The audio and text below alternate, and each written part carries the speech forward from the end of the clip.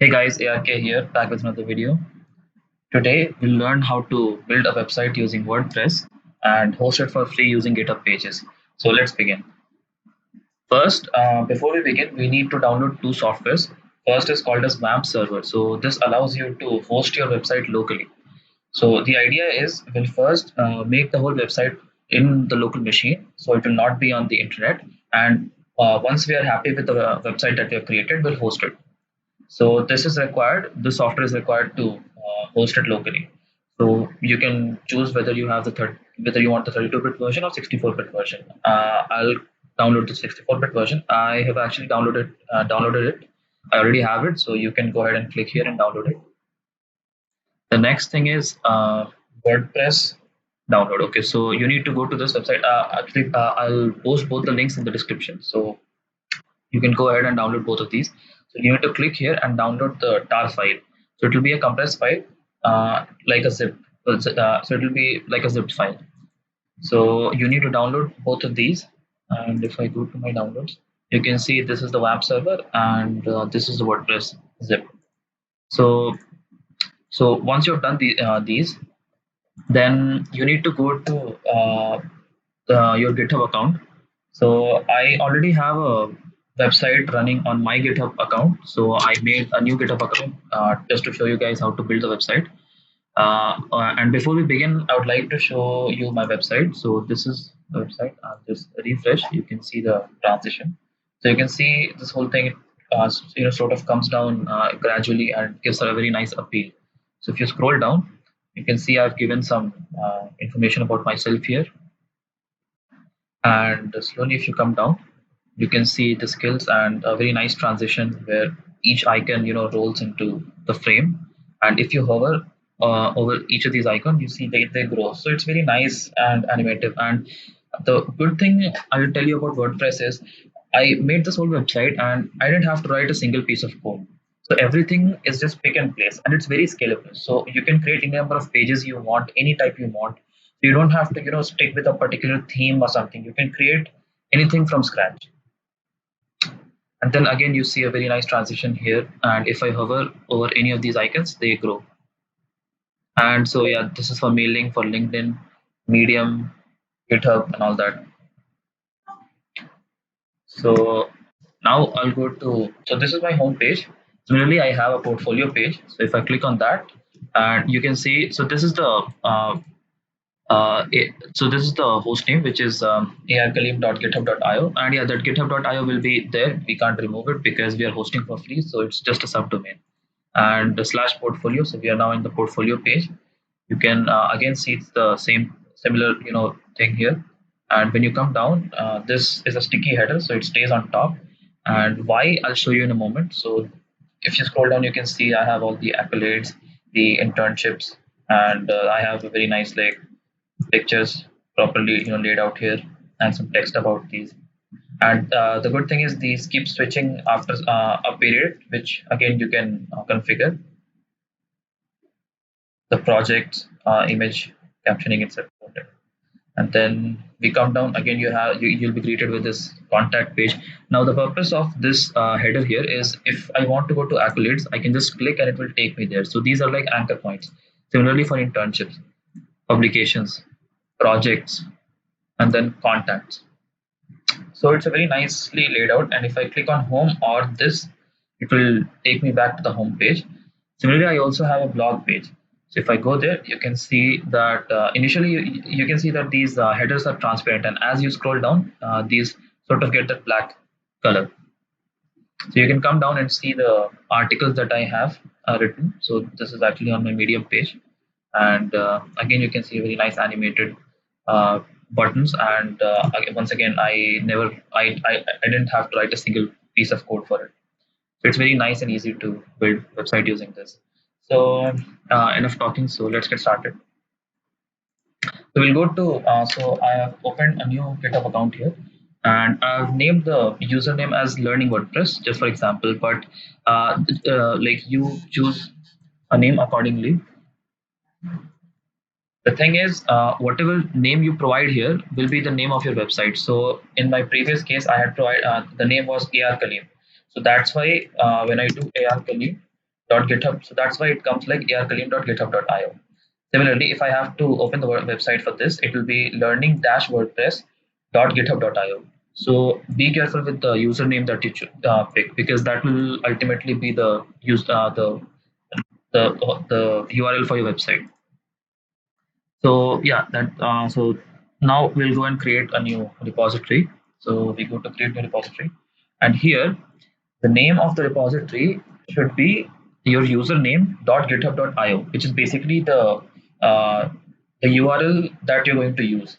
So the URL must start with your username. So here it was learning WordPress, learning dash word learning WordPress dot github.io. Okay. So description, if you want, you can put the repository name should be public, and we can initialize this with a README if you want, and then create a repository. So you can see that the repository has been created, and since we have named it as .github.io, it will the GitHub will detect that it's like I'm going to use it as pages, and it will automatically create a GitHub page for this URL, which will currently we don't have any files here, so it will just display this when you go to this URL, and it takes some time to start. So if you just try now, it won't show anything. So like let's try. Oh, okay. So it has already started. So you can see this learning WordPress.github.io, it's coming. So when we go to this, so now we can put some files here and make it a very nice website, just like I had built myself. So now that we have this, we are going to clone this repository into our local system. And before doing that, there is something I want to tell you.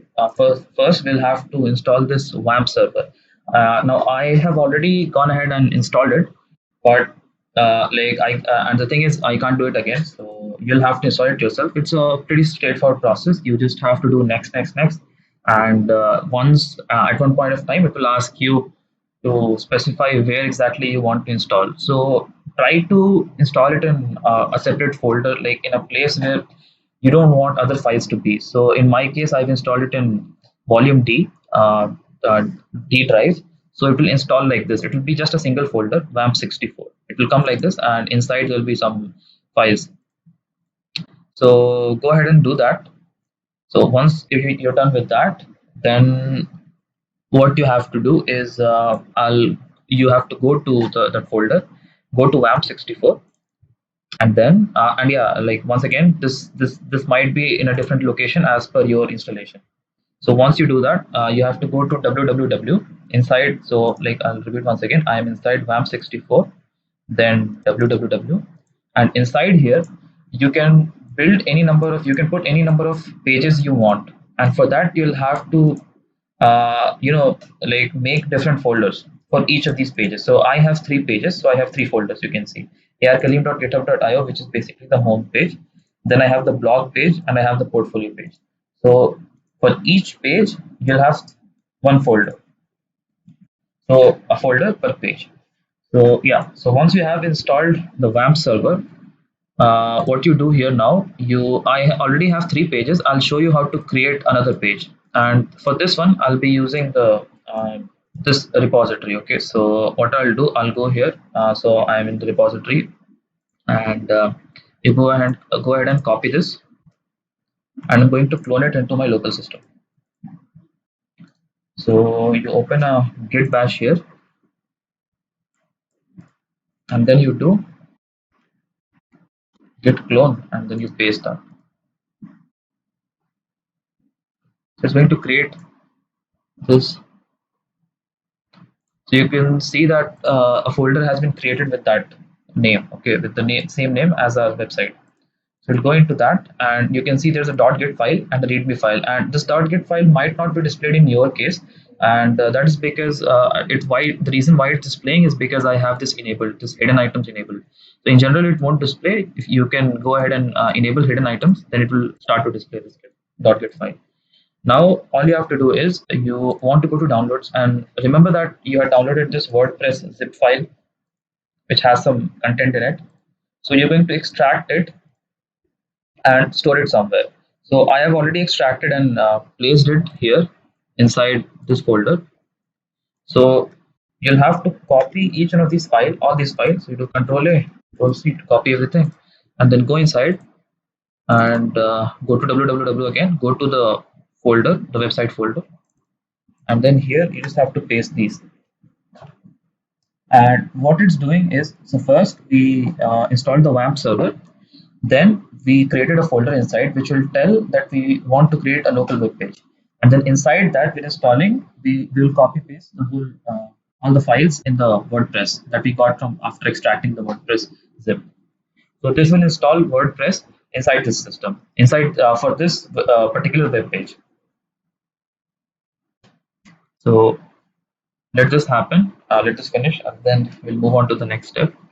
Yes, so now, yeah, so once you've installed WordPress, the WAMP server, you can go ahead and search for it, and it will be here. So if you click on it and do yes after installation, so it's going to load out. So here you can see it's red right now because nothing is running, and now it turned green. So it basically creates a local server. So now it says green means that the servers are actually running right now. So if you click on it, you can go to my PHP admin. You go to my PHP admin,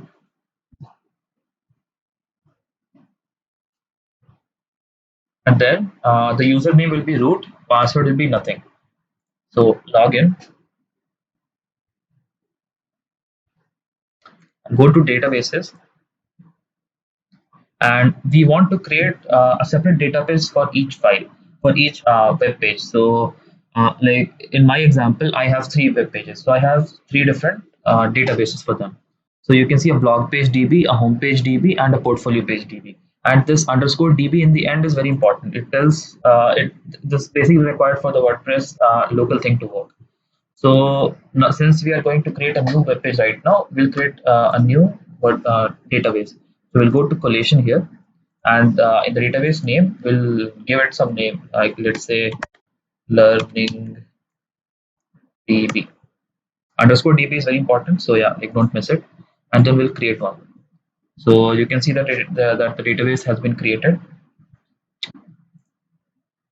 So now what we do is, so we need to copy this file first, and now you need to go to your default browser, and here you need to type localhost slash, and then you need to paste the website URL, that is learningwordpress.github.io, which is the same as the folder name here, and you need to press enter. It will take some time, and yeah, so now you can see that it shows WordPress here. So this is the WordPress symbol, and it's asking you to choose the language. So I'll just brief up what we have done till now. So we have successfully installed WordPress in our local system for that page. The thing is, for each web page that you build, you have to install WordPress separately. So each web page has WordPress installed inside it. So we have successfully done that part, and you can see now it's running in the local system. So it will ask you to choose a language. So let's stick with English United States. Let's go. Then database name, it's asking. So remember, we had created a database. So you need to use that name here. So same name. So learning underscore DB. And username would be root.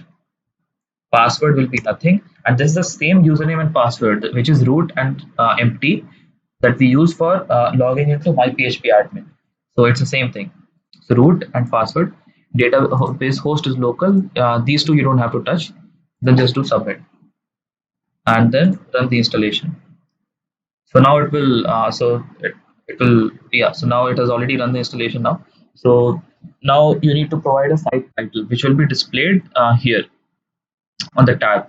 So let's say we want to write it as learning WordPress.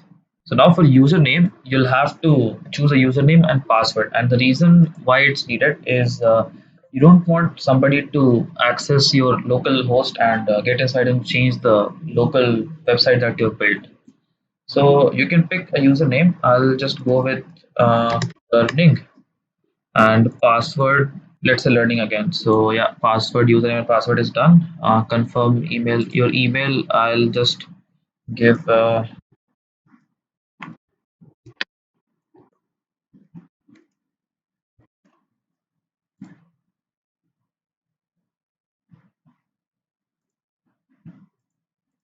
So yeah, okay.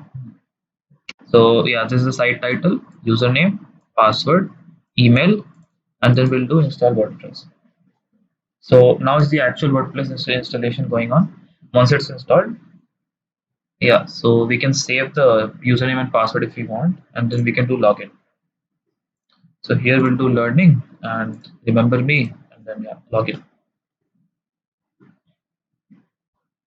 So once we do that, now we are on the dashboard. And if we go to learning WordPress here, you can see that this is the default website that is already created for us. And the next step is to change this website according to our preference.